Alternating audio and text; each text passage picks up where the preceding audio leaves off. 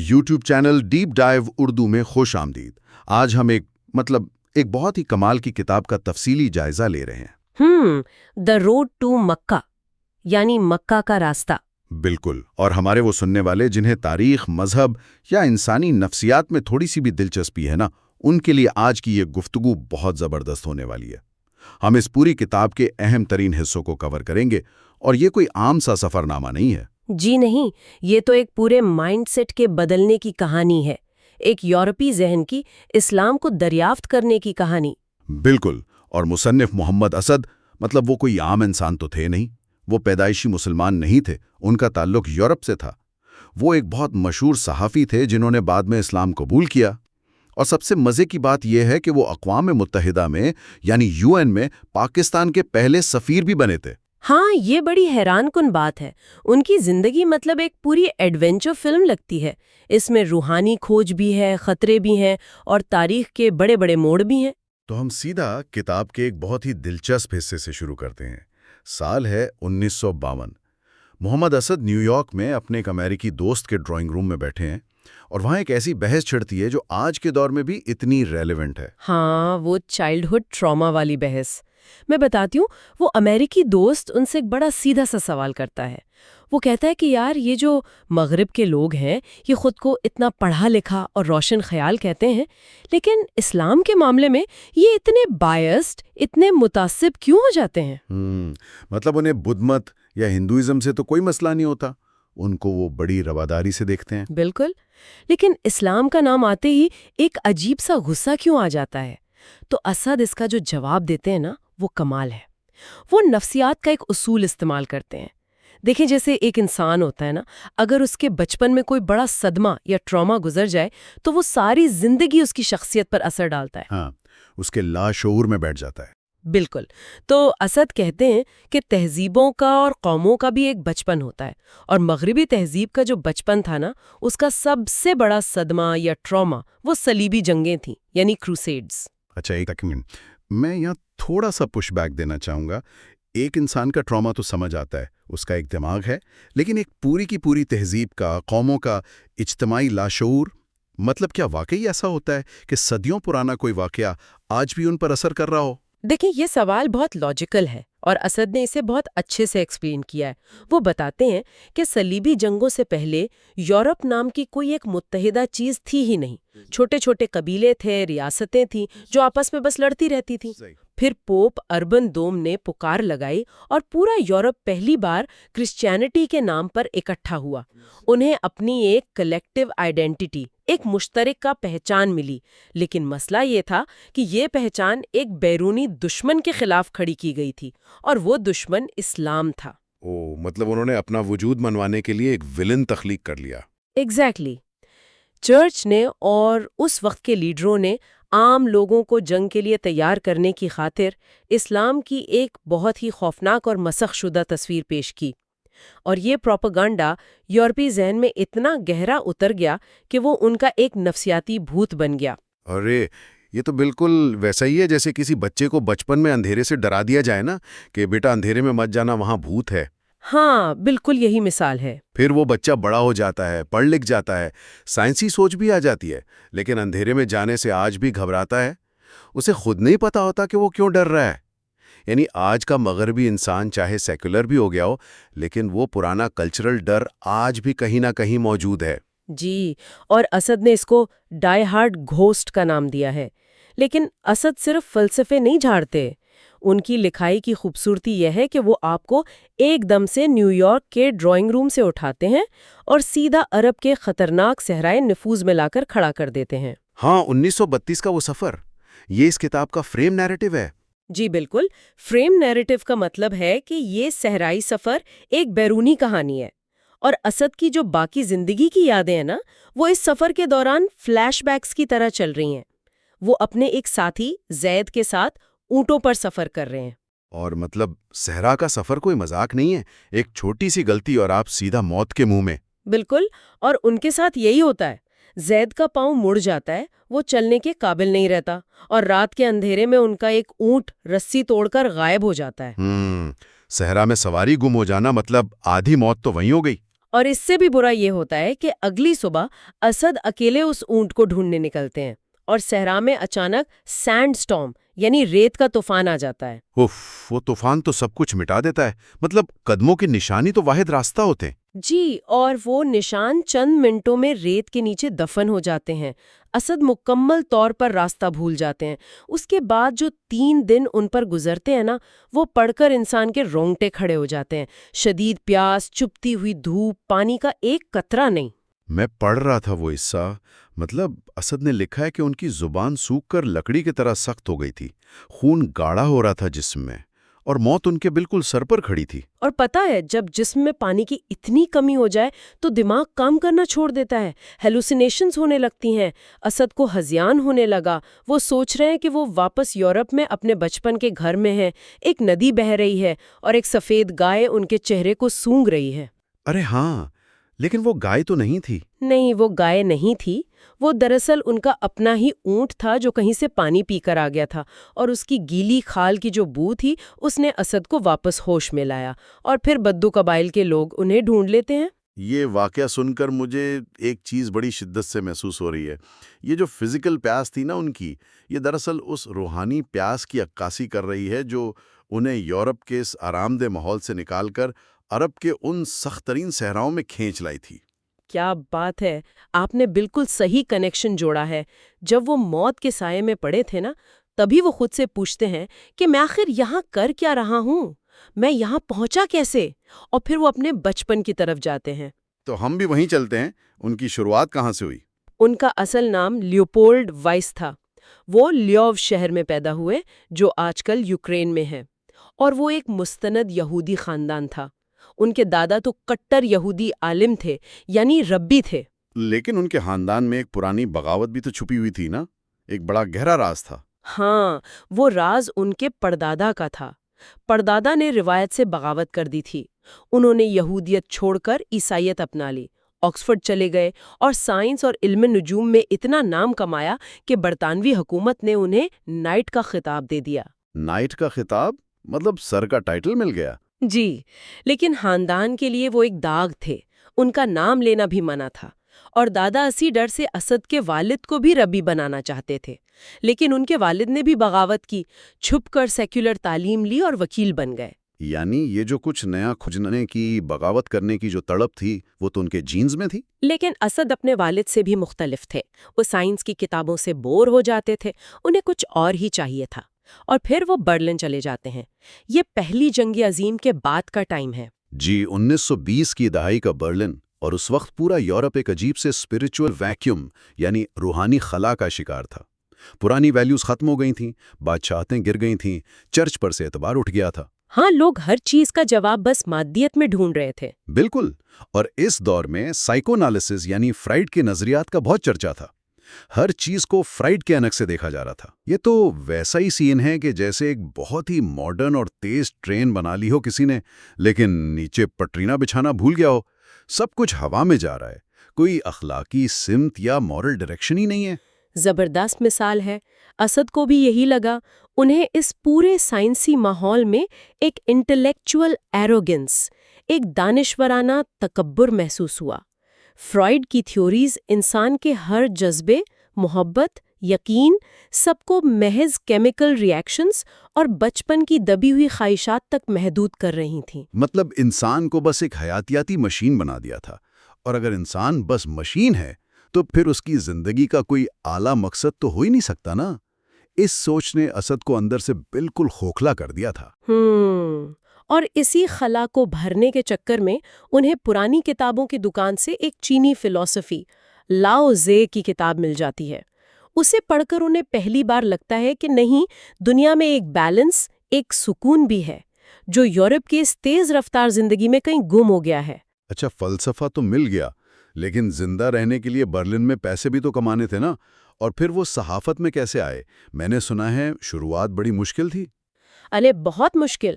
وہ یونائٹڈ ٹیلی گراف نام کی ایک نیوز ایجنسی میں بطور ٹیلی فونسٹ، مطلب صرف ایک ٹیلی فون آپریٹر لگ گئے۔ ان کا باس ان سے بس خبریں آگے فون پر پاس کرواتا تھا۔ مطلب اتنے شاندار صحافی کو ٹیلی فون لائن پر قید کر دیا تھا؟ ہاں، لیکن پھر قسمت نے کیسا کمال کا دروازہ کھولا، یہ بالکل کسی مووی کا سین لگتا ہے۔ اسد کے ایک دوست نے انہیں بتایا کہ روس کے مشہور ادیب میکسم گورکی کی بیوی برلن کے ایک بہت مہنگے ہوٹل میں چھپ کر ٹھہری ہوئی ہیں۔ میکسم گورکی، وہ تو سوویت یونین کی بہت بڑی شخصیت تھے، اور اس وقت تو 1920 کی دہائی میں وہ آئرن کرٹن یا آہنی پردہ گھرا ہوا تھا نا روس پر۔ ایگزیکٹلی، وہاں سے کوئی خبر مغرب تک نہیں آتی تھی، یہ ایک امپاسبل ٹاسک تھا۔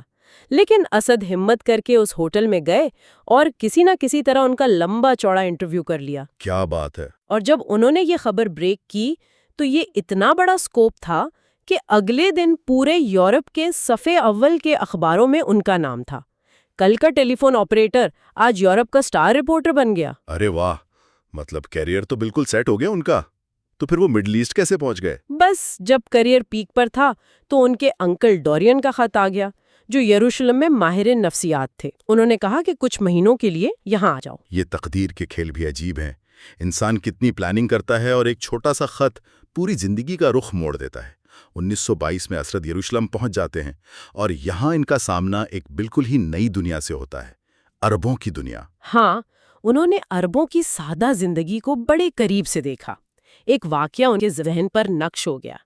وہ ایک سرائے میں تھے اور ایک بوڑھے حاجی کو نماز پڑھتے دیکھ رہے تھے۔ ہاں، وہ واقعہ بڑا پاورفل ہے۔ اسد اس بوڑھے سے جا کر پوچھتے ہیں کہ یار تم لوگ یہ نماز میں اتنی فزیکل موومنٹ کیوں کرتے ہو؟ بار بار جھکنا، ماتھا زمین پر لگانا، مطلب خدا کی عبادت تو دل اور روح سے بھی ہو سکتی ہے نا؟ تو وہ بوڑھا بڑی مسکراہٹ کے ساتھ جواب دیتا ہے کہ بیٹا، کیا خدا نے جسم و روح دونوں کو اکٹھا نہیں بنایا؟ تو پھر عبادت صرف روح کیوں کرے؟ دونوں مل کر خدا کے سامنے کیوں نہ جھکیں؟ واہ! اگر اس کو ہم تھوڑا نفسیات کے زاویے سے دیکھیں نا، تو جب ہم ٹینشن میں ہوتے ہیں ہمارے پٹھے کھنچ جاتے ہیں، جسم ہمارے دماغ کے تابع ہوتا ہے۔ تو جب آپ فزیکلی زمین پر اپنا ماتھا ٹیکتے ہیں تو آپ اصل میں اپنے دماغ کو ایک سبمیشن، ایک عاجزی کی حالت میں لے کر جا رہے ہوتے ہیں۔ بالکل صحیح کہا آپ نے۔ اسد کو بھی یہی لگا کہ یہاں روح اور جسم کی کوئی جنگ نہیں ہے، یہ ایک اکائی ہے۔ اور شروع میں تو انہیں لگا شاید یہ کوئی رومانس ہے مشرق کے ساتھ، لیکن وقت کے ساتھ انہیں سمجھ آ گئی کہ عربوں کا یہ سکون مصنوعی نہیں ہے، ان کا اپنے ماحول اور خدا کے ساتھ ایک آرگینک کنیکشن تھا۔ لیکن ایک منٹ، یروشلم میں اس وقت حالات تو بہت خراب ہو رہے تھے نا؟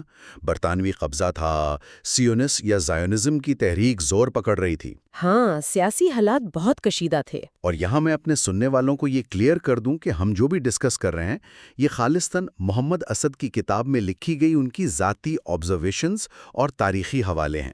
ہم بس حقائق بیان کر رہے ہیں، کسی سیاسی فریق کی حمایت یا مخالفت نہیں کر رہے۔ جی، یہ ڈسکلیمر بہت ضروری تھا۔ تو اسد کیونکہ خود ایک یہودی بیک گراؤنڈ سے تھے، ان کی سیونی لیڈروں سے بڑی زبردست بحثیں ہوتی تھیں، خاص طور پر ڈاکٹر ویزمین کے ساتھ۔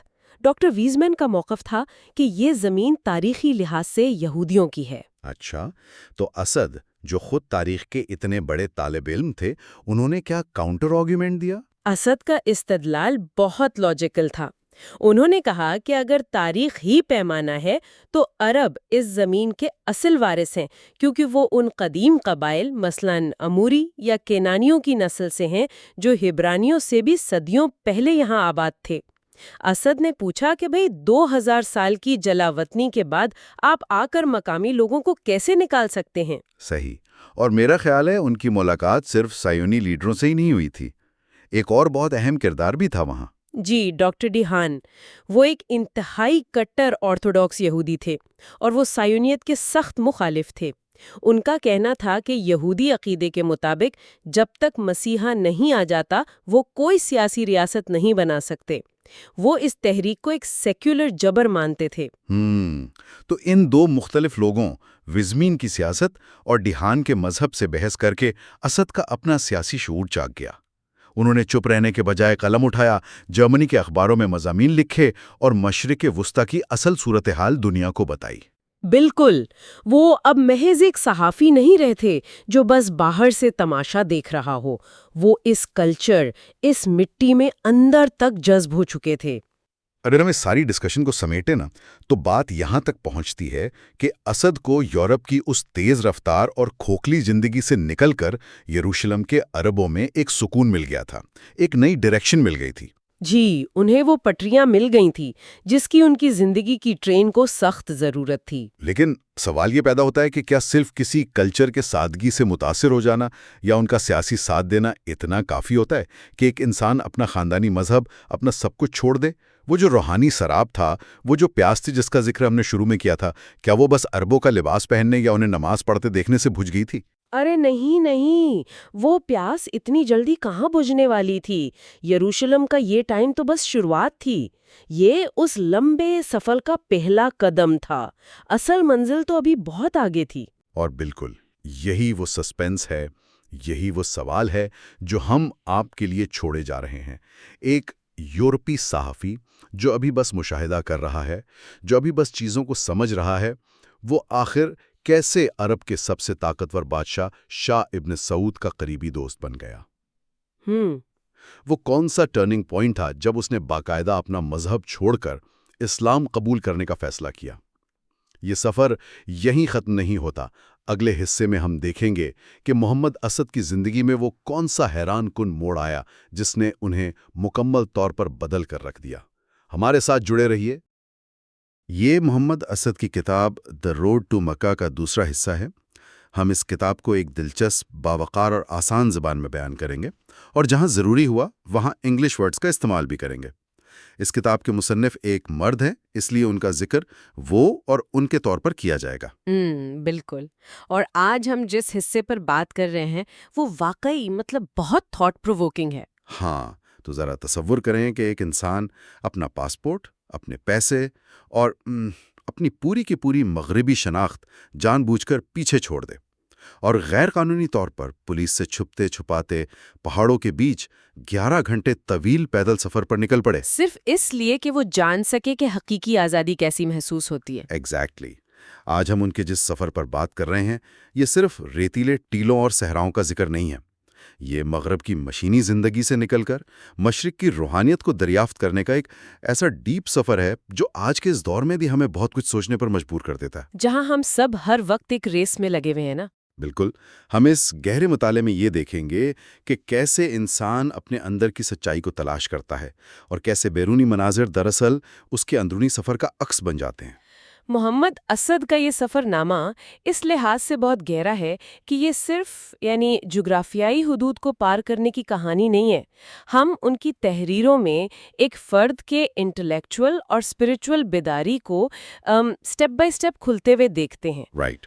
وہ مختلف ثقافتوں اور لوگوں کے رویوں کا نہایت گہرائی سے مشاہدہ کرتے ہیں، اور پھر ان مشاہدات کو اپنے اندر کی جو مسلسل چلنے والی کشمکش ہے اس کے ساتھ جوڑ دیتے ہیں۔ تو چلیں اس سفر کو صحرا کے بیچوں بیچ ایک خاص لمحے سے ڈی کنسٹرکٹ کرتے ہیں۔ مصنف اپنے ایک ساتھی زید کے ساتھ اونٹ پر سفر کر رہے ہیں۔ دن رات کا سفر ہے یہ۔ ہاں، اور ایک چیز جو مسلسل ان کے ساتھ ہے وہ ہے زید کا گانا۔ بالکل، وہ مسلسل اونٹ کی رفتار کے ساتھ ایک ہی سر اور ایک ہی تال میں گا رہا ہے۔ یہاں مصنف ایک بہت زبردست آبزرویشن سامنے لاتے ہیں۔ وہ کہتے ہیں کہ یہ جو عربی موسیقی ہے، یہ مغربی موسیقی یعنی پلیفنی سے بالکل مختلف ہے۔ بہت مختلف ہے۔ اگر میں اسے ایک ویژول انداز میں دیکھوں نا، تو یہ عربی موسیقی ایسی ہے جیسے آپ نے کینوس پر ایک ہی رنگ لیا ہو اور اسے لامتناہی یعنی انفینٹلی پھیلا دیا ہو، اس میں کوئی اور رنگ آ کر ٹکراتا نہیں ہے۔ اور اس کے برعکس اگر مغربی موسیقی کو دیکھیں تو اس میں بہت سے رنگ، بہت سی آوازیں آپس میں ٹکراتی ہیں۔ وہ ایک کمپلیکسٹی اور کشمکش پیدا کرتی ہیں۔ اگر ہم اسے وسیع تر تناظر میں دیکھیں نا، ہاں پلیز اسے تھوڑا ایکسپینڈ کریں۔ تو مغربی موسیقی اور عرب موسیقی کا یہ فرق دراصل دو مختلف انسانی نفسیات کا فرق ہے۔ مغربی موسیقی جو ہے وہ ان کی فاؤسٹین فطرت کو ظاہر کرتی ہے۔ فاؤسٹین فطرت؟ جی، فاؤسٹین سوچ کا بنیادی جز یہ ہے کہ انسان کبھی مطمئن نہیں ہوتا۔ وہ ہمیشہ کچھ نیا پانے، کچھ نیا فتح کرنے کی جدوجہد میں رہتا ہے۔ مغرب کی دنیا میں وقت کو ایک دشمن سمجھا جاتا ہے، ایک ایسی چیز جو بس ختم ہو رہی ہے، یعنی وہ ٹائم رننگ آؤٹ والی فیلنگ۔ ایگزیکٹلی۔ اس لیے وہ ہمیشہ ایک پرپیچول موشن، ایک مسلسل حرکت میں رہتے ہیں تاکہ اپنے وجود کو محسوس کر سکیں۔ واو۔ اور اس کے برعکس عربوں کی یکساں بظاہر مونوٹونس میوزک ان کے حال میں جینے کی علامت ہے۔ وہ اپنے انر اور آؤٹر ورلڈ کے درمیان کوئی جنگ نہیں لڑ رہے، وہ ایک ان چینجنگ پریزنٹ یعنی ایک دائمی حال میں سکون کے ساتھ رہتے ہیں۔ یہ بات آج کل کے ہسل کلچر پر کتنی فٹ بیٹھتی ہے۔ مطلب ہم لوگ 2 منٹ کسی ویٹنگ روم میں نہیں بیٹھ سکتے نا۔ بالکل نہیں، فوراً فون نکالتے ہیں۔ ہاں، فوراً ڈوم سکرولنگ شروع کر دیتے ہیں، کیونکہ ہمیں وہ خاموشی، وہ خالی وقت کاٹتا ہے، ہمیں لگتا ہے ہم کچھ مس کر رہے ہیں۔ لیکن یہاں میرے ذہن میں ایک بہت پریکٹیکل سا سوال پیدا ہوتا ہے۔ جی بتائیں۔ یہ اندرونی سکون اور حال میں جینے کی عادت سننے میں تو بہت فلاسفیکل اور آئیڈیل لگتی ہے، لیکن کیا یہی وجہ نہیں ہے کہ وہ مادی ترقی یعنی مٹیریل پروگریس کی دوڑ میں پیچھے رہ گئے؟ مغرب نے اسی بے چینی کی بدولت ہی تو ٹیکنالوجی اور سائنس میں اتنی تیزی سے ترقی کی نا؟ یہ بہت ویلڈ پوائنٹ ہے، اور یہ وہی بنیادی سوال ہے جو خود مصنف کے ذہن میں بھی ابھرتا ہے، اور وہ اس حقیقت سے انکار نہیں کرتے۔ وہ بہت کلیئرٹی کے ساتھ یہ تسلیم کرتے ہیں کہ عربوں نے مادی ترقی میں مغرب جیسی تیزی نہیں دکھائی۔ تو پھر اس کی جسٹیفیکیشن کیا ہے؟ اس کی وجہ سمجھنا ضروری ہے۔ ان کی زندگی سیکرٹ فیئرز یا کسی نامعلوم اندرونی خوف سے ڈریون نہیں ہے۔ مغرب میں جو یہ پرپیچول موشن ہے وہ دراصل ایک بے چینی کو دبانے کے لیے ہے۔ رائٹ، یعنی ڈسٹریکشن کے طور پر۔ بالکل۔ عرب کوئی بھی کام تب کرتے ہیں جب انہیں کسی بیرونی چیز کی واقعی ضرورت محسوس ہوتی ہے، نہ کہ اس لیے کہ انہیں ہر وقت خود کو مصروف رکھ کر اپنے اندر کی آوازوں کو خاموش کروانا ہے۔ یہ تو بہت گہری بات ہے۔ مصنف کا تجزیہ یہ ہے کہ بے شک وہ مادی طور پر پیچھے رہ گئے، لیکن انہوں نے اپنی روح کو یکجا رکھا۔ ان کا معاشرہ اس شدید نفسیاتی ٹوٹ پھوٹ کا شکار نہیں ہوا جو آج کل کے ترقی یافتہ معاشروں کا سب سے بڑا مسئلہ ہے۔ اچھا، اب صحرا کے اس خاموش سکون میں فلاسفیکل ہونا تو بہت آسان لگتا ہے، لیکن اصل امتحان تو تب ہوتا ہے نا جب آپ شہر کے ہجوم اور افراتفری میں ہو۔ بالکل، اور یہاں سے بات قاہرہ کے قیام کی طرف مڑتی ہے جو واقعی بہت دلچسپ ہے۔ ہاں، قاہرہ میں وہ ایک بہت ہی بدحال اور غریب محلے میں رہتا ہے جو شہر کے ریڈ لائٹ ڈسٹرکٹ کے بالکل قریب ہے۔ غربت ہے، ہنگامے ہیں، لیکن مصنف ایک عجیب چیز نوٹ کرتے ہیں۔ وہ کیا؟ کہ شام کے وقت گلیاں کہوں، عطر کی خوشبو اور ایک عجیب سی زندہ دلی سے بھر جاتی ہیں۔ لوگ مسکرا رہے ہیں۔ اب مغربی لوگ جب عربوں کی اس خوش مزاجی اور لائٹ ہارٹیڈنس کو دیکھتے ہیں تو وہ اسے کیا کہتے ہیں؟ وہ اسے ان کی سطحیت یا سپرفیشیلٹی کا نام دے دیتے ہیں۔ ہاں، کیونکہ مغرب کی سوچ یہ بن چکی ہے کہ جو شخص سٹریسڈ نہیں ہے، جس کے ماتھے پر سلوٹیں نہیں ہے، وہ ڈیپ انسان ہو ہی نہیں سکتا۔ ایگزیکٹلی، انہیں لگتا ہے وہ زندگی کو سنجیدہ ہی نہیں لے رہا۔ یہاں آ کر بات واقعی بہت دلچسپ ہو جاتی ہے۔ کیا یہ واقعی سپرفیشیلٹی ہے؟ یہاں جو بات سب سے زیادہ حیران کن ہے نا، وہ یہ ہے کہ یہ کوئی سپرفیشیلٹی نہیں ہے۔ اگر ہم مغرب کی نفسیات کو دیکھیں تو وہاں لوگ اپنے جذبات کو دبا کر رکھنے کے عادی ہیں۔ سوسائٹی کی سٹینڈرڈز کی وجہ سے۔ جی، وہ اپنے اندر کے غصے، خوشی یا غم کو ان سٹینڈرڈز کے مطابق فلٹر کرتے ہیں، اور اس دبانے کے عمل سے ایک انف فرکشن، ایک اندرونی تناؤ پیدا ہوتا ہے، جس سے ہم آج کی زبان میں کرونک سٹریس یا برن آؤٹ کہتے ہیں۔ بالکل۔ لیکن قاہرہ کے ان عام لوگوں کے اندر وہ انر فرکشن سرے سے موجود ہی نہیں ہے۔ ان کے جذبات ان کے رویوں میں بغیر کسی رکاوٹ کے بہتے ہیں۔ اگر وہ خوش ہیں تو کہکا لگائیں گے، ناراض ہیں تو فوراً اظہار کریں گے۔ یعنی وہ حقیقت سے لڑنے کے بجائے اسے ایکسیپٹ کرتے ہیں۔ ہاں، وہ اپنے ایموشنز کو مائکرو مینج نہیں کر رہے۔ ہاں، وہ بس فلو کے ساتھ چلتے ہیں۔ اور اسی قاہرہ کے محلے میں ساری گہما گہمی کے بیچ مصنف ایک اور چیز نوٹ کرتے ہیں جو اس پورے معاشرے کو ایک اندیکھے دھاگے میں باندھے ہوئے ہے۔ اذان کی آواز۔ بالکل، ان کے گھر کے سامنے ایک چھوٹی سی مسجد ہے جہاں سے دن میں 5 بار اذان گونجتی ہے۔ وہ محسوس کرتے ہیں کہ یہ آواز صرف قاہرہ میں نہیں بلکہ یروشلم میں اور ہر اس علاقے میں جہاں یہ لوگ بستے ہیں ایک جیسی ہے۔ زبانیں الگ ہیں، لہجے الگ ہیں، لیکن جب یہ آواز آتی ہے تو سب کا ریاکشن ایک جیسا ہوتا ہے۔ یہ ریاکشن دراصل اس کنشپ، اس اسلامی بھائی چارے کی بنیاد ہے جس کی جڑیں بہت گہری ہیں۔ یہ ایک ایسا رشتہ ہے جو کسی نسل، رنگ یا معاشی مفادات پر نہیں کھڑا۔ یہ ایک کامن آؤٹ لک، ایک مشترکہ نظریے کی بنیاد پر کھڑا ہے۔ رائٹ، اور یہ اذان معاشرے کے ہر فرد کو روزانہ 5 بار ایک روحانی لڑی میں پرو دیتی ہے۔ اب مسئلہ یہ ہے کہ یورپ والے جب اس تہذیبی یکجہتی کو دیکھتے ہیں تو وہ کیا سوچتے ہیں؟ وہ اسے نیگیٹو سینس میں لیتے ہوں گے؟ بالکل، جب وہ دیکھتے ہیں کہ یہ لوگ بیرونی اثرات کو اتنی آسانی سے قبول نہیں کر رہے تو وہ اسے زینوفوبیا کا نام دے دیتے ہیں۔ وہ سمجھتے ہیں کہ یہ لوگ غیر ملکیوں سے بلا وجہ نفرت کرتے ہیں۔ وہ یہ نہیں سمجھ پاتے کہ یہ کوئی irrational ڈر نہیں ہے، بلکہ یہ لوگ دراصل اپنی ثقافتی اور روحانی آئیڈینٹی کو بچانے کی ایک شعوری کوشش کر رہے ہیں۔ ایگزیکٹلی، اور یہ بات ہمیں سیدھا عمان، ٹرانس جارڈن لے جاتی ہے، جسے آج ہم اردن کہتے ہیں۔ ہاں، وہاں اس آئیڈینٹی اور آزادی کو بچانے کی جو شکل مصنف نے دیکھی وہ تو حیران کن تھی۔ عمان اس وقت خیموں سے بھرا ایک چھوٹا سا قصبہ تھا اور وہاں ہر شخص مسلح تھا۔ کندھے پر بندوق، کمر پر خنجر، ایک پورا واریر ٹرائبل سین۔ بالکل، وہاں ان کی ملاقات امیر عبداللہ سے ہوتی ہے، جو اس وقت اس علاقے کے حکمران تھے اور وہ خود بھی ایک خیمے میں رہتے تھے۔ باتوں باتوں میں امیر عبداللہ انہیں خون بہا یعنی بلڈ فیوڈز کو ختم کرنے کا ایک انوکھا طریقہ بتاتے ہیں۔ ہاں، انہوں نے بلڈ فیوڈ کمیشنز بنائے ہوئے تھے۔ تو وہ کام کیسے کرتے تھے؟ کیونکہ عرب قبائل کے درمیان تو خون کا بدلہ لینے کی روایت نسلوں تک چلتی تھی نا۔ جی، اگر ایک قبیلے کا بندہ مارا گیا تو وہ دوسرے قبیلے کے بندے کو مارتے تھے اور یہ سلسلہ کبھی نہیں رکتا تھا۔ امیر عبداللہ نے اس کا جو حل نکالا وہ قانون کی کتابوں سے نہیں بلکہ ان کی اپنی قبائلی نفسیات سے لیا گیا تھا۔ اچھا رکے ذرا، یہاں میں تھوڑا پش بیک کروں گا۔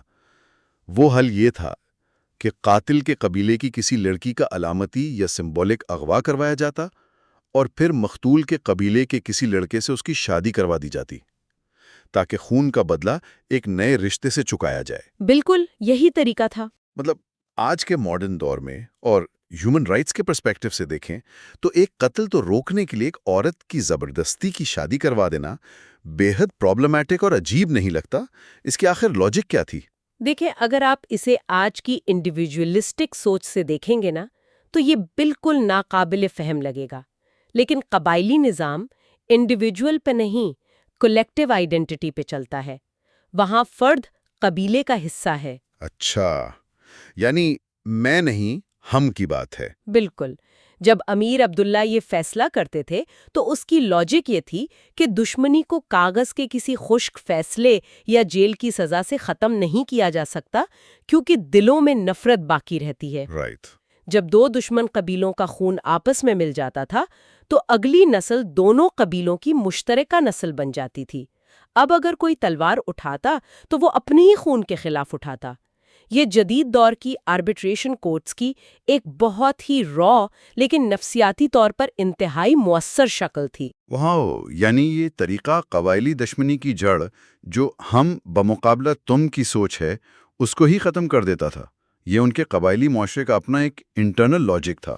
بالکل، اور اسی آزادی اور کانفیڈنس کی ایک اور مثال وہاں دیکھنے کو ملتی ہے جب امیر عبداللہ کا 12 سالہ بیٹا طلال وہاں آتا ہے۔ اوہ ہاں، وہ واقعی کمال کا سین تھا۔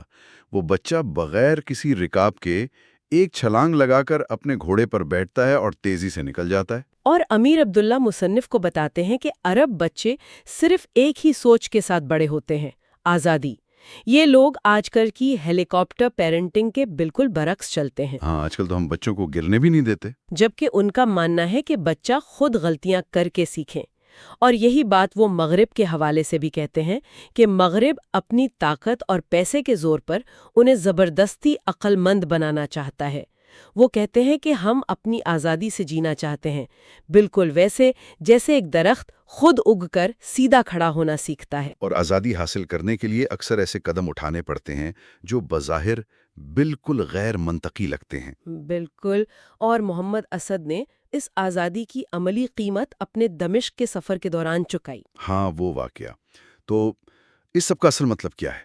ہوتا یہ ہے کہ ٹرین میں ان کا کوٹ چوری ہو جاتا ہے جس میں ان کا پاسپورٹ، سارے پیسے، سب کچھ تھا۔ جی، پوری آفیشل آئیڈینٹی غائب۔ اب ایک عام ریشنل انسان کیا کرتا؟ وہ سفر منسوخ کرتا، ایمبیسی بھاگتا، دوستوں سے ادھار مانگتا، لیکن وہ کیا کرتے ہیں؟ وہ ایک ڈگڈگی والے نیلے کپڑے پہنتے ہیں، سر پر عربی رومال باندھتے ہیں اور بغیر کسی شناخت کے، بغیر پیسوں کے پیدل ہی شام کا بارڈر کراس کرنے کا فیصلہ کر لیتے. یہ تو سیدھا سیدھا جیل جانے والا کام تھا نا؟ بالکل. لیکن یہ اس بات کا ثبوت ہے کہ وہ انسان اب اندرونی طور پر کتنا بدل چکا تھا.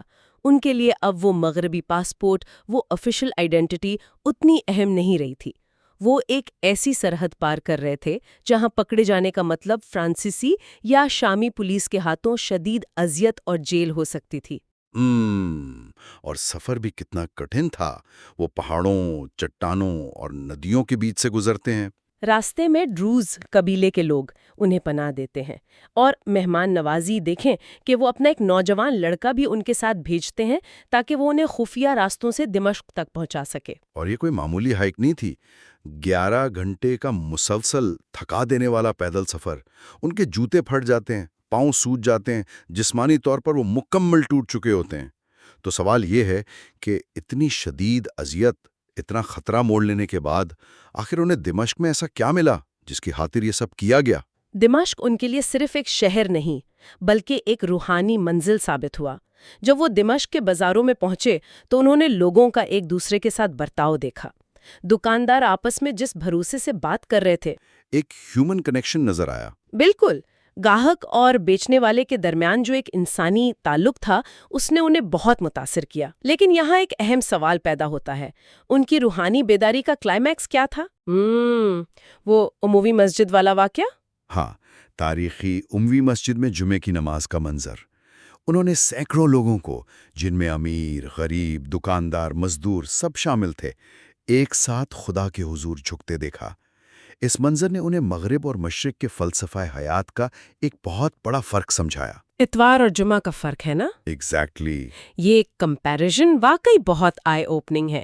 مغرب میں اتوار یعنی سنڈے ایک اسکیپ کا دن سمجھا جاتا ہے. آپ پورا ہفتہ ایک مشین کی طرح کام کرتے ہیں، سٹریس لیتے ہیں، اور پھر اتوار کو اس سب سے بھاگ کر سکون تلاش کرتے ہیں. وہ زندگی سے فرار کا نام ہے. جبکہ دمشق میں انہوں نے دیکھا کہ جمعے کی نماز کوئی ویکینڈ اسکیپ نہیں ہے. یہ ان کے ورکنگ ڈے کے عین بیچ میں آتی ہے. دکاندار اپنی دکانیں کھلی چھوڑ کر آتے ہیں، نماز پڑھتے ہیں اور واپس جا کر دوبارہ اپنا کام شروع کر دیتے ہیں. کمال ہے. ان کے ہاں مذہب اور دنیا داری دو الگ واٹر ٹائٹ کمپارٹمنٹس میں بند نہیں ہیں. ان کے لیے خدا کی یاد زندگی کی ذمہ داریوں سے بھاگنے کا نام نہیں ہے، بلکہ اسی دنیاوی زندگی کو بہتر، زیادہ ایمانداری اور زیادہ شعور کے ساتھ جینے کا نام ہے.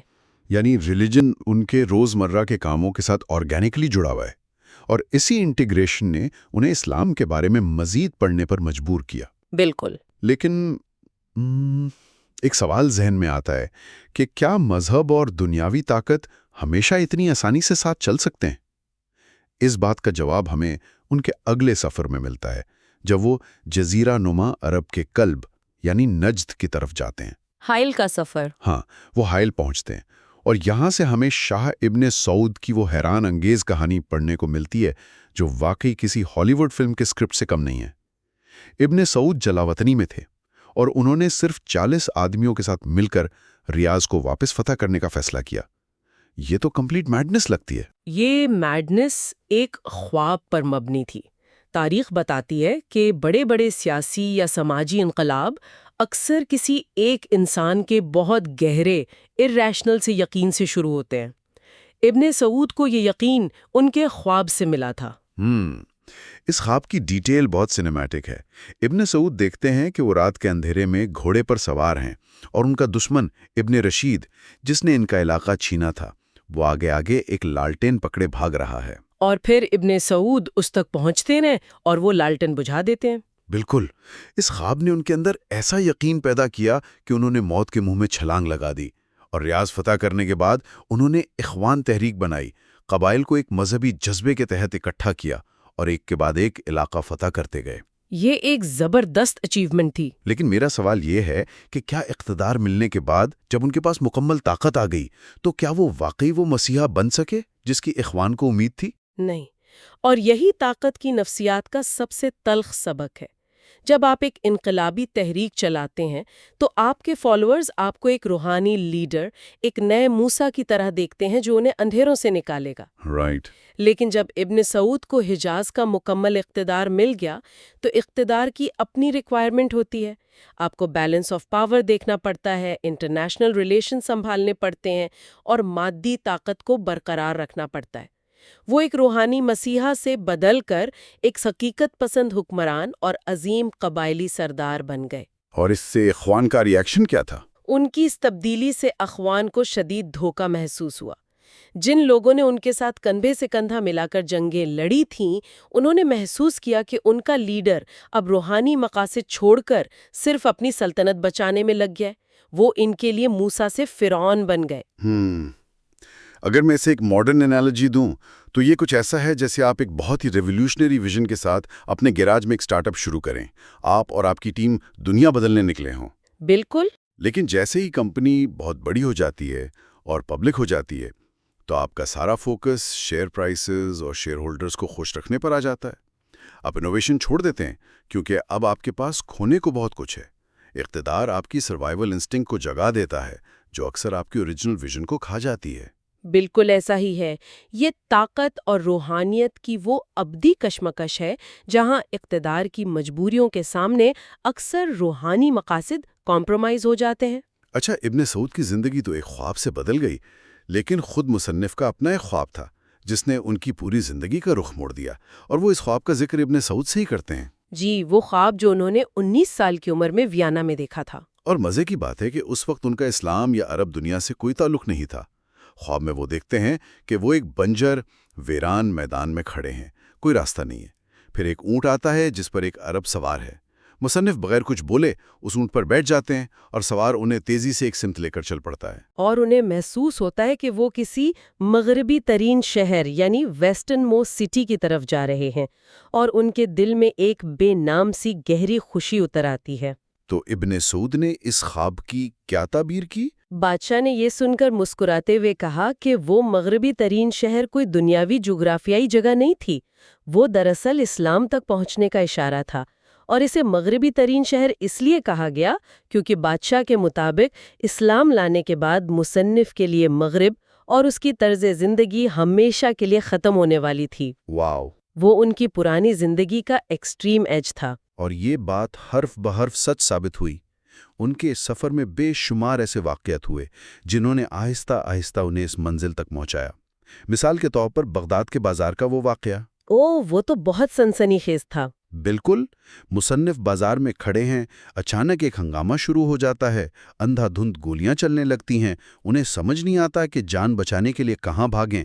اچانک پیچھے سے کوئی انہیں کھینچتا ہے اور ایک بیرل کے پیچھے چھپا لیتا ہے۔ اور جب وہ مڑ کے دیکھتے ہیں تو وہ کون ہوتا ہے؟ وہی زید جو دمشق سے آتے ہوئے انہیں راستے میں ملا تھا۔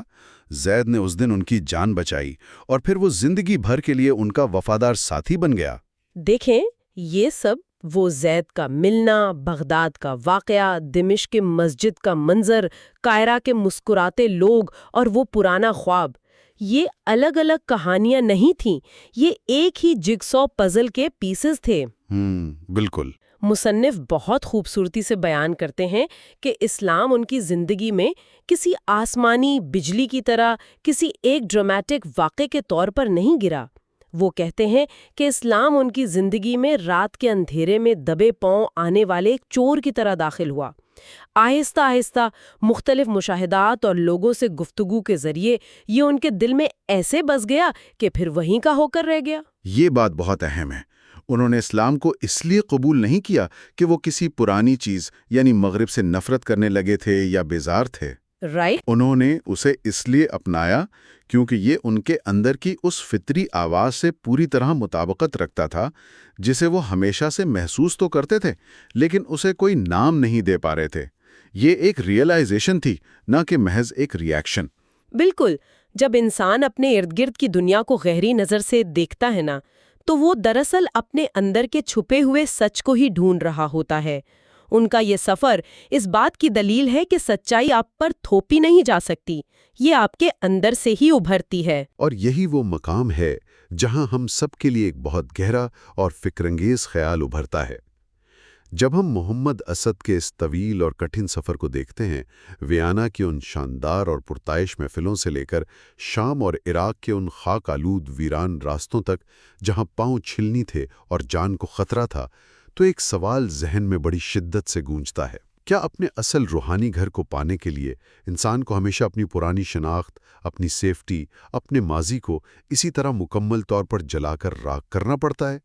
یا یہ دریافت، یہ بیداری دراصل ہمارے اندر پہلے سے موجود کسی سچائی کا ہی دوسرا نام ہے، جو صرف ہمارے جاگنے کا انتظار کر رہی ہوتی ہے، اور شاید اسے جگانے کے لیے ایک بار ہمیں اپنا آرام دہ خول توڑنا ہی پڑتا ہے؟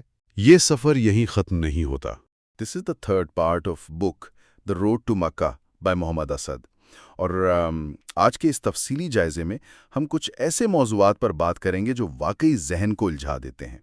مطلب ذرا تصور کریں، ایک یورپی دانشور ہے جو ماڈرن سائنس کا پروردہ ہے، اور وہ عرب کے گہرے صحرا میں بیٹھا انتہائی سکون سے یہ تسلیم کر رہا ہے کہ شاید واقعی کسی جن نے اس کے دوست پر باقاعدہ مقدمہ چلایا ہو۔ ہاں بالکل، یہ ایک بہت ہی حیران کن کنٹراسٹ ہے۔ اور پھر ذرا سوچیں کہ یہی شخص کچھ ہی عرصے بعد ایک عرب بادشاہ کے لیے انڈر کور جاسوس یعنی انڈر کور سپائی بن کر برطانوی سلطنت کے ہتھیاروں کی سپلائی پکڑ رہا ہوتا ہے۔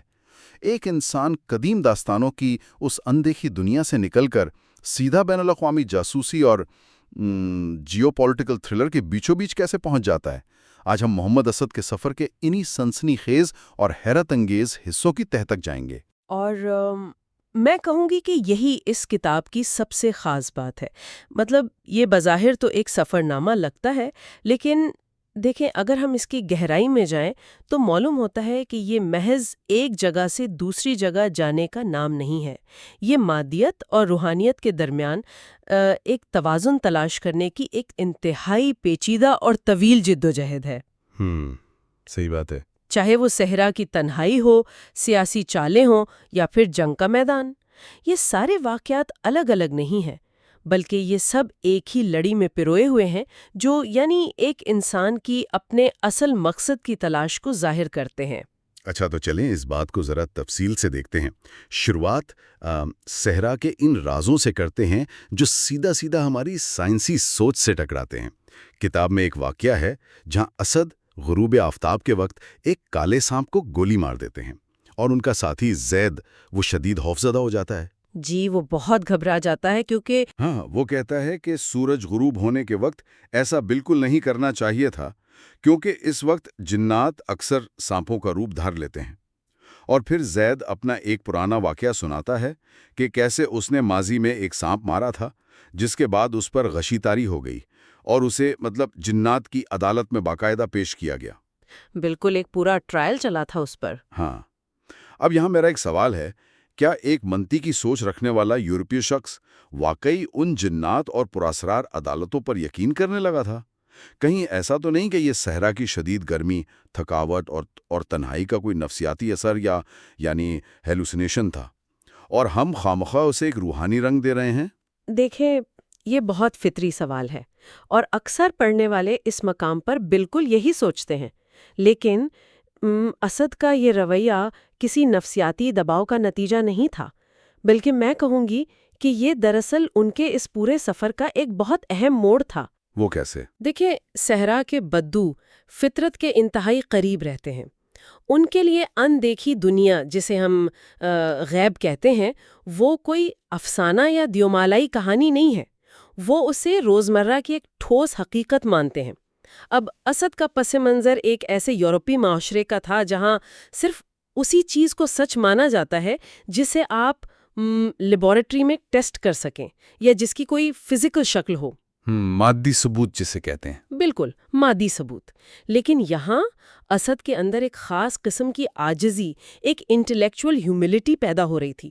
وہ یہ ریئلائز کر رہے تھے کہ یعنی وہ سائنس کو مسترد کر رہے تھے؟ نہیں، بالکل نہیں۔ وہ یہ نہیں کہہ رہے تھے کہ سائنس غلط ہے، وہ دراصل اپنی اس انٹلیکچول ایروگنس یعنی عقلی انا پر سوال اٹھا رہے تھے، جو جدید انسان کو یہ سوچنے پر مجبور کرتی ہے کہ اگر ہم کسی چیز کو اپنی آنکھوں سے نہیں دیکھ سکتے یا مشینوں سے ناپ نہیں سکتے تو اس کا وجود ہی نہیں ہے۔ صحیح۔ کیا یہ ممکن نہیں کہ کائنات میں بہت کچھ ایسا ہو جسے سمجھنے کی صلاحیت ابھی ہم تک پہنچی ہی نہ ہو؟ واہ، یہ بات واقعی سوچنے پر مجبور کرتی ہے کہ سائنس اگر اندیکھی دنیا کو اپنی لیبارٹری میں ثابت نہیں کر سکتی تو وہ اسے حتمی طور پر غلط بھی تو ثابت نہیں کر سکتی۔ بالکل درست۔ اسد یہ محسوس کر رہے تھے کہ انسان کو کائنات کی وسعت کے سامنے اپنی حقیقت کو تسلیم کرنا چاہیے، اور دلچسپ بات یہ ہے کہ اپنی اس یورپین انا کو ختم کرنے کے بعد ہی وہ اس قابل ہوئے کہ صحرا کے لوگوں میں پوری طرح گھل مل سکے۔ ہاں، وہ ان کا حصہ بن گئے تھے۔ جی، انہوں نے بدوؤں کو کسی نام نہاد تہذیب یافتہ انسان کی نظر سے نہیں دیکھا، بلکہ وہ ان میں سے ایک بن گئے۔ ان کا لباس، ان کی زبان، ان کی سوچ کے اندازوں کو اپنایا، اور یہی وہ چیز تھی جس نے انہیں اگلے مرحلے یعنی ایک انتہائی خطرناک سیاسی مشن کے لیے تیار کیا۔ اور یہاں سے کہانی واقعی ایک بالکل نیا رخ لیتی ہے۔ جو شخص صحرا میں بیٹھ کر روحانیت، جنات اور غیب کی دنیا پر غور کر رہا تھا، وہ اچانک مشرق وسطیٰ کی سیاست کا ایک انتہائی اہم مہرہ بن جاتا ہے۔ ہم بات کر رہے ہیں شاہ ابن سعود کے خلاف ہونے والی اس بغاوت کی، جس کی قیادت فیصل دویش اور وہ اخوان نامی جنگجو کر رہے تھے۔ جی، اخوان کی بغاوت یہ ایک بہت نازک وقت تھا۔ لیکن مجھے یہ سمجھائیں کہ ایک عرب بادشاہ نے ایک آسٹرین صحافی پر اتنا اندھا اعتماد کیسے کر لیا؟ اسے ایک انتہائی خفیہ مشن پر کویت بھیج دیا تاکہ پتہ لگایا جا سکے کہ ان باغیوں کو پیسہ اور ہتھیار کہاں سے مل رہے ہیں۔ اس کی بنیادی وجہ وہی تھی جس کا ہم نے ابھی ذکر کیا، اسد کی مکمل شمولیت اور ان کی بے غرضی۔ شاہ ابن سعود ایک انتہائی ظریف حکمران تھے۔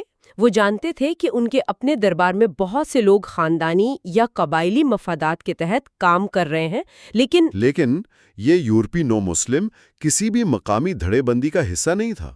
بالکل، اسد کو کسی ذاتی فائدے یا جاگیر کی لالچ نہیں تھی، لیکن اس واقعے کو پوری طرح سمجھنے کے لیے ہمیں اس کے پیچھے چھپی عالمی سیاست کی میکینکس پر غور کرنا ہوگا۔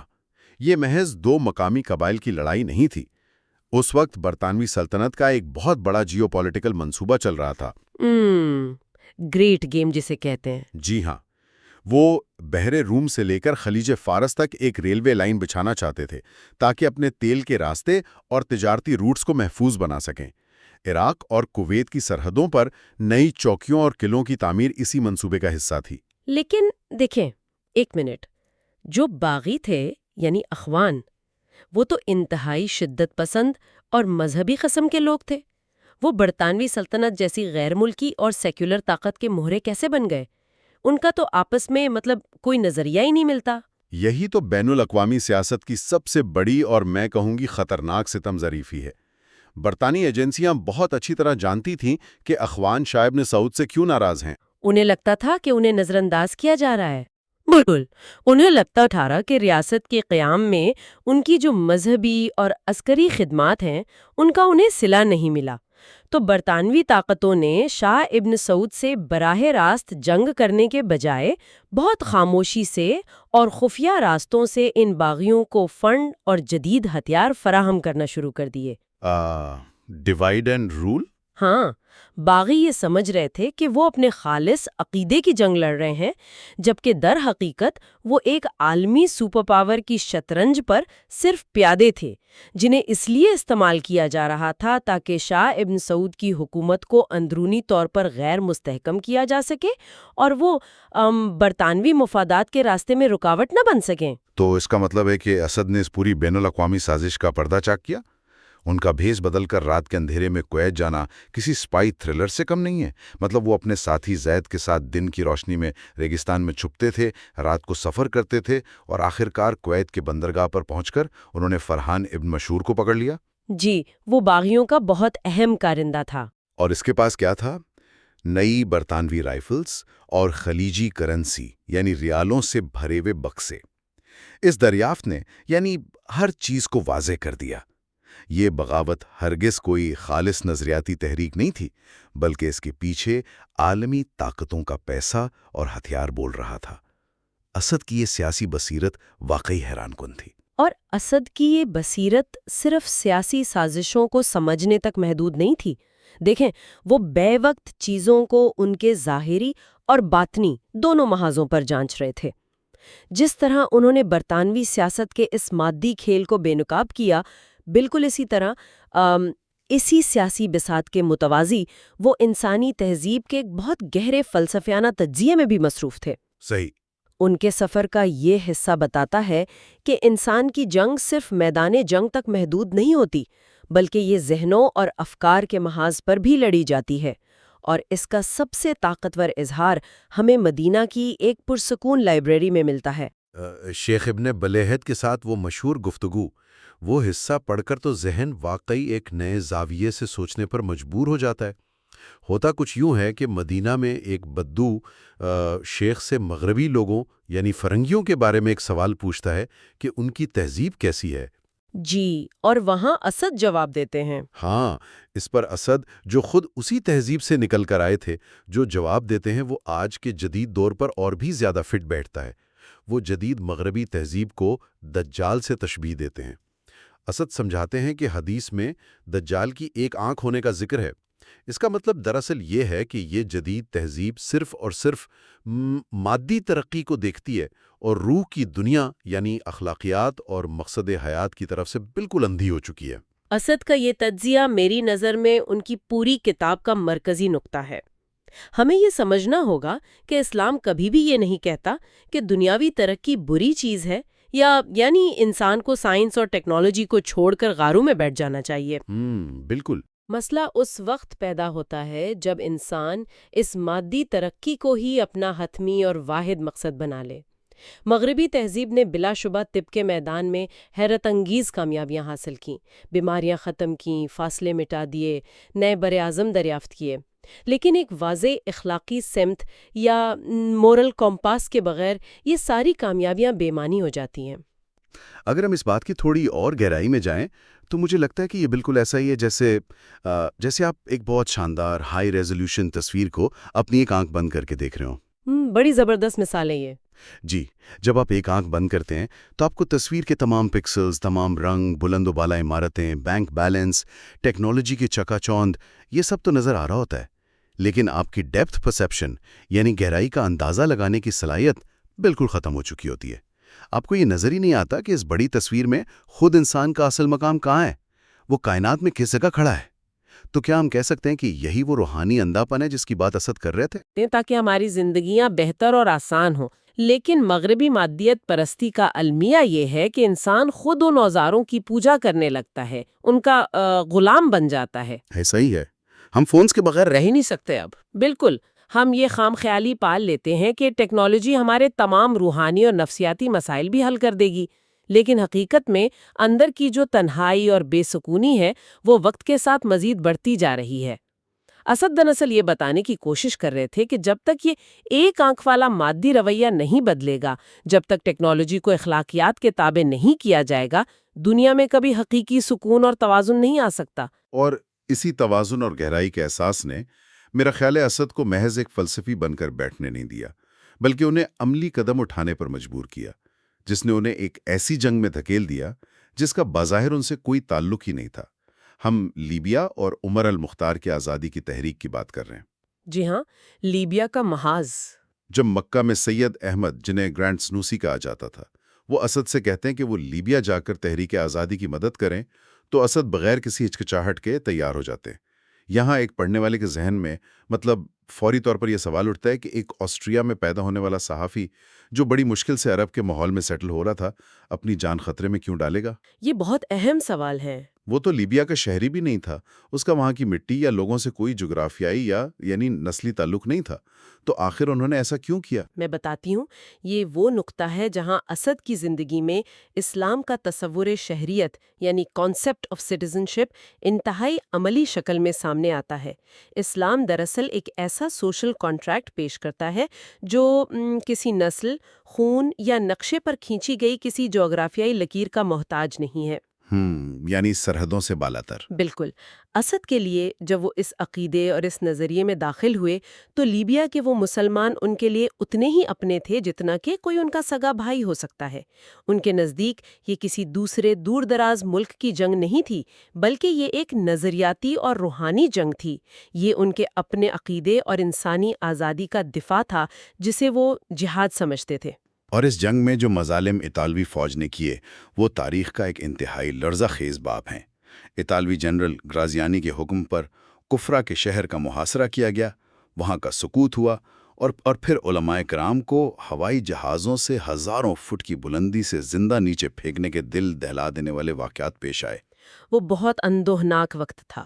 جی، یہ سب پڑھ کر اندازہ ہوتا ہے کہ نام نہاد تہذیب یافتہ استعماری طاقتیں اپنے مادی اور سیاسی مقاصد کے لیے بربریت کی کس حد تک گر سکتی تھیں، اور اسد کا ان حالات میں روپ بدل کر مصری سرحد پار کرنا، اٹالوی فوجیوں کی گشتی پارٹیوں سے بچتے ہوئے جنگلاتی پہاڑوں میں جانا اور مشہور مزاحمتی رہنما عمر المختار سے ملنا، مطلب کوئی عام انسان جس کے دل میں ایک بہت بڑا مقصد نہ ہو، وہ کبھی یہ خطرہ مول نہیں لے سکتا۔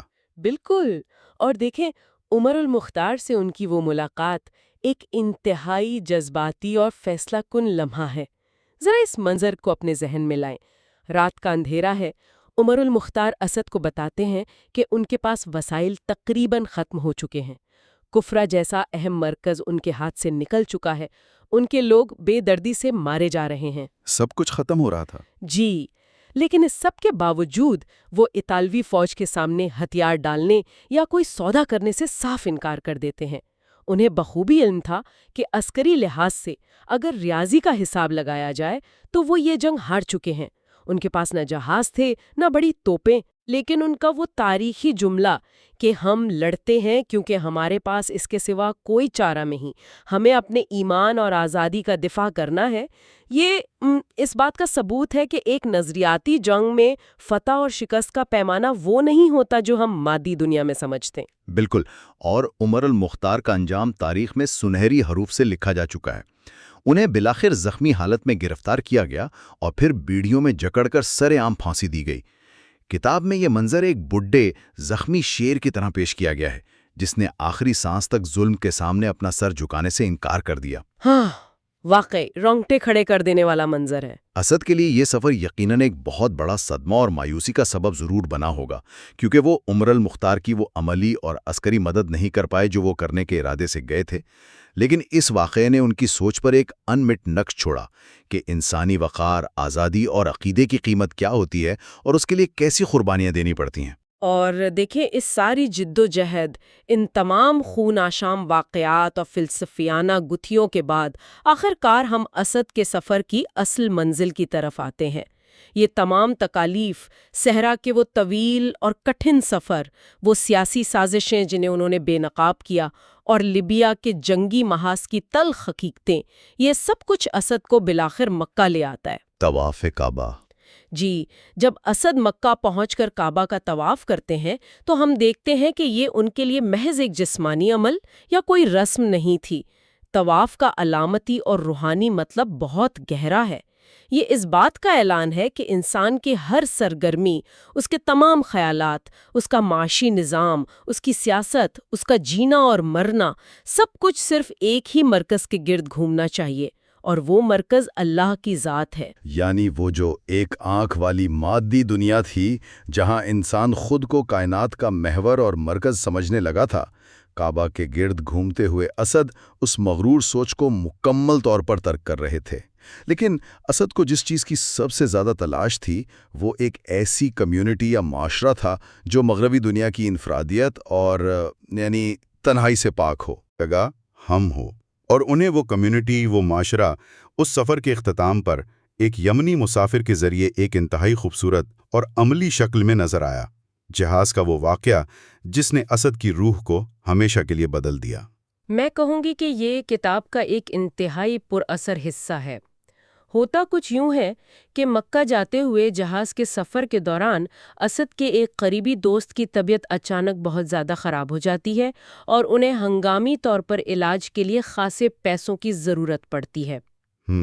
اسی جہاز پر ایک یمنی شخص بھی سفر کر رہا ہوتا ہے جو دیکھنے میں بظاہر بہت غریب اور خستہ حال لگتا ہے، لیکن وہ شخص اپنی زندگی بھر کی جمع پونجی جو اس نے خاص طور پر برسوں کی محنت سے حج کے اخراجات کے لیے رکھی ہوتی ہے، خاموشی سے اور بغیر کسی احسان کے اسد کے حوالے کر دیتا ہے، بغیر کسی ہچکچاہٹ کے۔ بالکل، اور جب اسد اس بڑی قربانی پر ہچکچاتے ہیں اور رقم واپس کرنے یا انکار کرنے کی کوشش کرتے ہیں تو وہ شخص شدید ناراض ہو جاتا ہے۔ وہ کہتا ہے کہ اگر تم یہ نہیں رکھ سکتے تو اسے سمندر میں پھینک دو یا کسی اور غریب کو دے دو، لیکن یہ رقم میری طرف سے ایک مسلمان بھائی کے لیے تحفہ ہے۔ یہ کتنا حیران کن اور سوچنے والا مقام ہے۔ مغرب کی وہ ترقی یافتہ دنیا جہاں انسان میں اور تم کی بلند و بالا دیواروں میں قید ہے، جہاں پرائیویسی اور انفرادی آزادی کے نام پر ہم سالوں تک اپنے ساتھ رہنے والے پڑوسی کا درد نہیں جانتے، وہاں اسد کو ایک ایسی دنیا مل گئی جہاں بظاہر کوئی دیوار تھی ہی نہیں۔ جی، کوئی مادی دیوار نہیں۔ اس غریب یمنی مسافر کا عمل اس بات کی سب سے بڑی تصدیق تھا کہ اسلام جس سوشل کانٹریکٹ اور بھائی چارے کی بات کرتا ہے وہ محض کتابی باتیں، فلسفہ یا تقریریں نہیں ہیں، بلکہ وہ اس معاشرے کی رگوں میں خون کی طرح دوڑتا ہے۔ ایک ایسا معاشرہ جس کی بنیاد نسل، رنگ یا کسی جغرافیائی سرحد پر نہیں، بلکہ ایک مشترکہ عقیدے اور روحانیت پر قائم ہے۔ اور یہی اس پورے کتاب اور اسد کے اس طویل سفر کا اصل نچوڑ ہے۔ دیکھیں، صحرا کی تنہائی میں جنات اور غیب کی دنیا پر غور کرنے کی عاجزی سے لے کر کویت کی بندرگاہ پر ایک انڈر کور جاسوس کی طرح عالمی طاقتوں کی مادی سازشوں کو بے نقاب کرنے تک، اور پھر عمر المختار کے شانہ بشانہ آزادی کی جنگ محسوس کرنے سے لے کر بالآخر مکہ میں اس بے لوث اور بے مثال بھائی چارے کا تجربہ کرنے تک۔ یہ سب ایک ہی سفر تھا۔ بالکل، اسد کا یہ پورا سفر ہمیں ایک ہی حقیقت بتاتا ہے۔ یہ کہتا ہے کہ انسان کی اصل تکمیل اور اس کی کامیابی صرف اس کی مادی فتوحات اور ایجادات میں نہیں ہے، بلکہ اس توازن میں ہے جو اسے اس کے خالق سے پہچان اور اس کی اصل انسانیت سے جوڑتا ہے۔ اور یہ وہ پیغام ہے جو آج کی اس تیز رفتار، مصروف اور ٹیکنالوجی کی دیوانی دنیا میں پہلے سے کہیں زیادہ اہمیت رکھتا ہے۔ اس تفصیلی جائزے کے بالکل اختتام پر میں ایک ایسا سوال چھوڑنا چاہتا ہوں جس پر ہم سب کو اپنی تنہائی میں ضرور غور کرنے کی ضرورت ہے۔ اگر اسد کے نزدیک دجالیت وہ تہذیب ہے جو صرف ایک آنکھ سے مادی ترقی، دولت اور طاقت دیکھتی ہے، تو ہمیں آج ذرا رک کر اپنے روزمرہ کے رویوں کا جائزہ لینا ہوگا۔ ہم اپنی روزمرہ زندگی میں کتنی بار اس ایک آنکھ والے نظریے کے سامنے گھٹنے ٹیکتے ہیں؟ سوچنے کی بات ہے۔ جب ہم اپنی جسمانی ہڈیوں کے معمولی سے درد یا تکلیف کے لیے فوراً مہنگی ایکس رے مشین میں جا کر مطمئن ہو جاتے ہیں، تو کیا ہم اپنی روح کی اندیکھی بیماریوں، اپنی اخلاقی گراوٹ اور اپنے اندر بڑھتی ہوئی اس خوفناک تنہائی کو مکمل طور پر نظر انداز تو نہیں کر رہے؟ کیا ہم نے اپنی کامیابی کو صرف اپنے بینک بیلنس، اپنے کیریئر یا اپنی گاڑی کے ماڈل سے ماپنا شروع کر دیا ہے؟ یا ہم یہ بھی دیکھتے ہیں کہ ہم نے انسانوں کے درمیان کھڑی کتنی دیواروں کو گرایا اور کتنے دکھی دلوں کا درد بانٹا؟ یہ ایک ایسا سوال ہے جس کا جواب کسی کتاب میں نہیں، بلکہ ہمیں خود اپنی زندگیوں اور اپنے اعمال کے اندر تلاش کرنا ہے۔